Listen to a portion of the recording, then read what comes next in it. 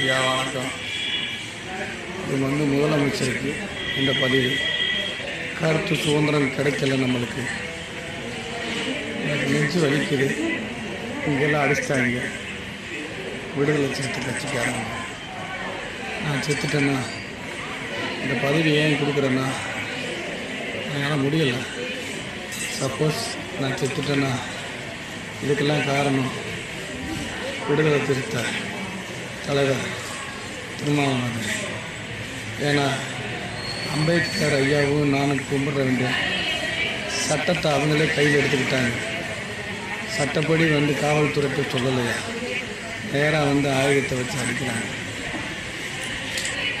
எல்லாத்தையும் மாப்பிள்ளை அக்கா தங்கச்சின்னு சொன்னது தப்பாயா? நான் இன்ன வரைக்கும் எதுவும் தப்பு பண்ணலையா?